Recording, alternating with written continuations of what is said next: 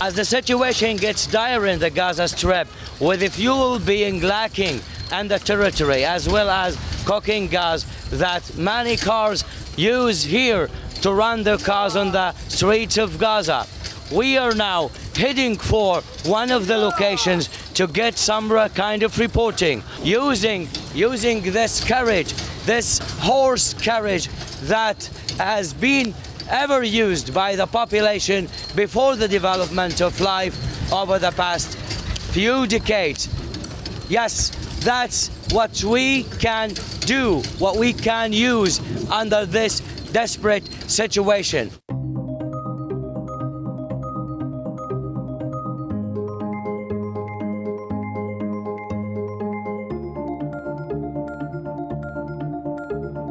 This is a part of my neighborhood in the Meghari refugee camp.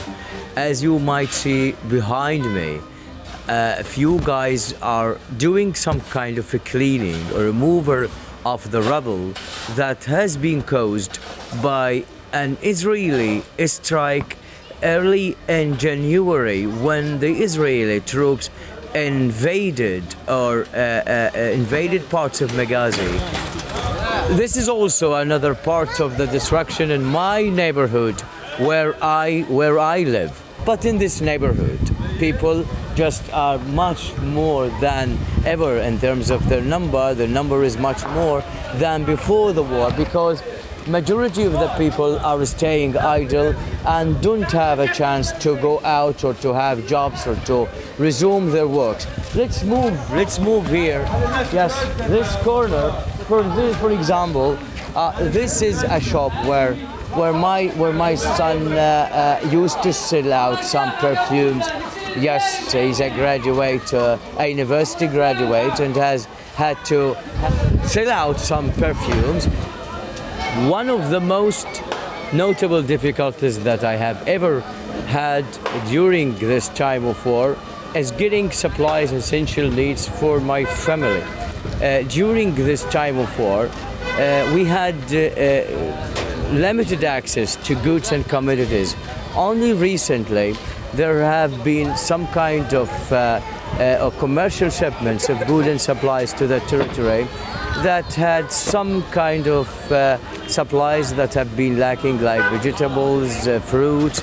This is a small project for some guys that they make some kind of a bread in the same place where there was a bakery.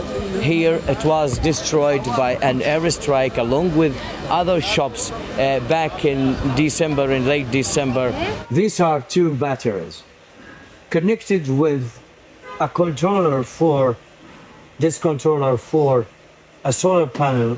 I was concerned and alert enough to bring that solar panel to my home because of the fact that electricity has been completely cut since the war has begun in October 7 of last year.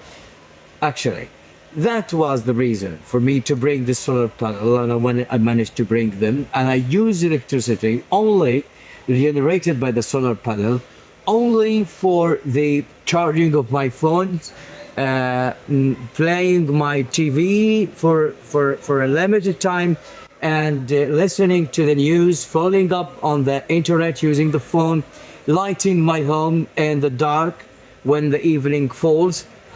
And also, these two batteries have been depleted over the past months because there is no new battery coming and single new battery coming in the territory because of the border closures. So I am concerned in the upcoming month or 2 months, I will have these batteries run out and no longer able to produce little electricity for me in my home. What makes me continue working as a journalist during this time of war, during this large amount of risk for journalists, because many journalists have been either injured during their coverage, have been killed in strikes, in different parts of it. More than 150 people have been killed. So I'm very cautious about working in this time of war in this region. But what makes me continue working is are two main reasons. The first reason is journalism is my profession, is the one that I earn a living from. So I have to keep working to feed a family, to serve my family members, to serve my family as better as I can. So especially during this time of war, for where everything is expensive, is being sold for inflated price, I have to work. This is my work. That's my profession as a freelance journalist. The other reason is that sometimes I feel obliged to do some kind of reporting as properly, as timely as I can, in order to continue my work from a professional perspective. These are the two main reasons for me to keep up working as a journalist, working for an international media outlets like RFI and others during this time of